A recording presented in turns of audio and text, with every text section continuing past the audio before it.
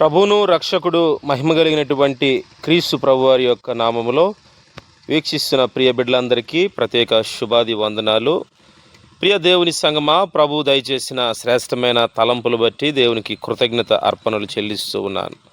ఆయన ప్రేమ, ఆయన జీవం కలిగిన ఉపదేశములకై మరొకసారి లెక్కలేని కృతజ్ఞతలు మనందరి పక్షమున అద్వితీయ దేవునికి మహిమ కలుగును గాక. ఆమేన్. ఈరోజు దేవుడు మనతో మాట్లాడేటువంటి శ్రేష్టమైనటువంటి అంశము ఎటువంటి ధార అనే మాట చాలా అద్భుతమైనటువంటిది. పరిశుద్ధ గ్రంథంలో చాలా ధారలు మనకి పరిశుద్ధ గ్రంథంలో కనిపిస్తాయి. దేవుని బిడ్డలారా, ఈ ధార అనేటువంటిది నిజానికి చూడండి, మరి పరిశుద్ధమైనటువంటి సామెతల్లో భక్తుడు సెలవిస్తున్న మాట, మొదటిగా ధార, జీవధార నదులు మీ హృదయములో గర్భములో ప్రవహించుచున్నవి కనుక అన్నిటికంటే మీ హృదయమును కాపాడుకోండి. ఎందుకంటే ఈ హృదయములో గర్భములో జీవధారలు ప్రవహిస్తూ ఉన్నాయి కాబట్టే మన హృదయాన్ని కాపాడుకోవాలి.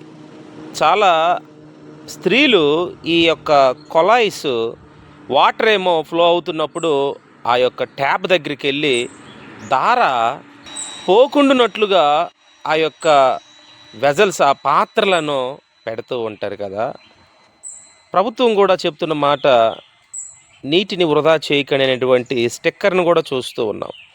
మరి జీవధార నదులు నీ హృదయం అనే పాత్రలోకి ప్రభువు నింపుతూ ఉన్నప్పుడు ఆ జీవధారలను నువ్వు ఎలా కాపాడుతూ ఉన్నావు? ఆ జీవధార నదులను నీ గర్భంలో ఎలా దాన్ని భద్రపరుచుకుంటూ ఉన్నావు? మొదటిగా ఈ జీవధారను కాపాడుకోవాలి ప్రతి క్షణము.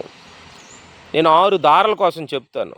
మొదటిది జీవధార నది, రెండవదిగా రక్తధార. ఆయన చూడండి, ఈ యొక్క స్త్రీ 12 సంవత్సరాల నుంచి రక్తస్రావంతో బాధపడుతుంటే యేసు ప్రభు వస్త్రపు చెంగును ముట్టిన క్షణమే ఆమె రక్తధార కట్టెను. ఆ రక్తధార అనుక్షణము కారుతూనే ఉన్నటువంటి భయంకరమైన డిసీజ్, ఆ వ్యాధి ఎవ్వరు కూడా కట్టలేకపోయినా నా యేసయ్య వస్త్రపు చెంగు వస్త్రము తాకగానే ఆమె ఆ రక్తధార కట్టెను. జీవధార, రక్తధార. ఈ రక్తధార సువార్తల్లో మనకు కనిపిస్తుంది. యెషయా గ్రంథం 53 అధ్యాయంలో మనము పరిశీలన చేస్తే అక్కడ ప్రభువైన యేసుక్రీస్తు ప్రవచనం మన నిమిత్తము ప్రాణధార, ఆయన ప్రాణమును మన కొరకు ధార పోసెను. ప్రాణధార, ప్రాణము.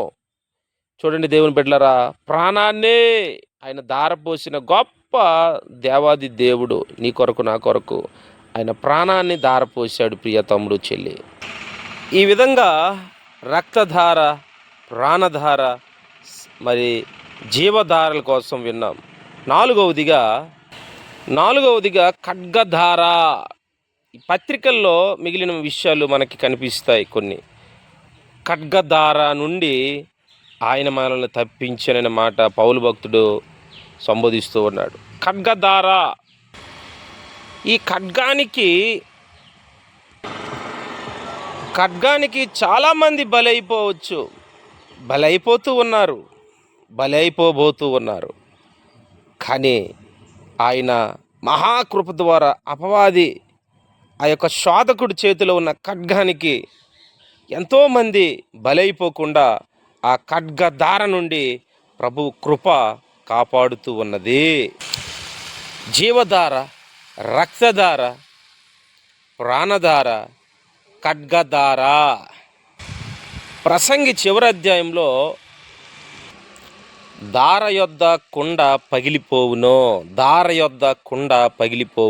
ఏంటి కుండ పగిలిపోవడం ఏంటి? అద్భుతమైన వివరణది.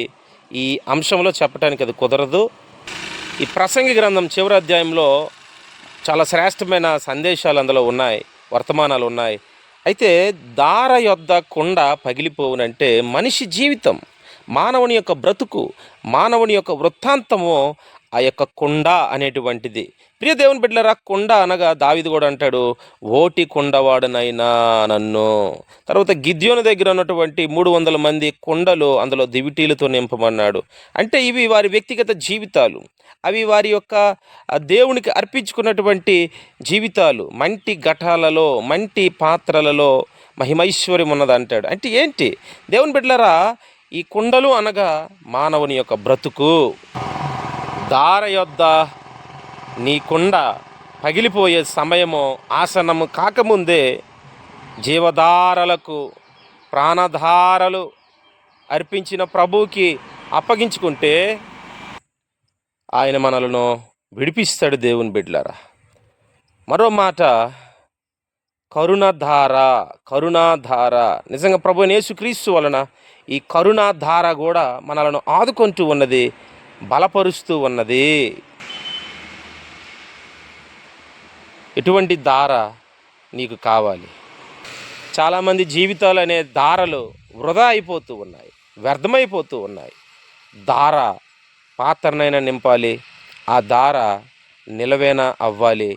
కానీ ఇక్కడ మానవుడి జీవితము దేవుని బిడ్డలారా జీవధారలకు అప్పగించుకుంటే ఆయన కరుణధార, ప్రాణధార, వ్యర్థమైనటువంటి రక్తధారల నుండి ఆయన కట్టే కృపిస్తాడు, ఆపే కృపిస్తాడు. మనలను శ్రేష్టమైనటువంటి దారలుగా, అనేక దాహాలు తీర్చువారిగా ప్రభు మనలను నిలుపునుగాక. ఆమేన్.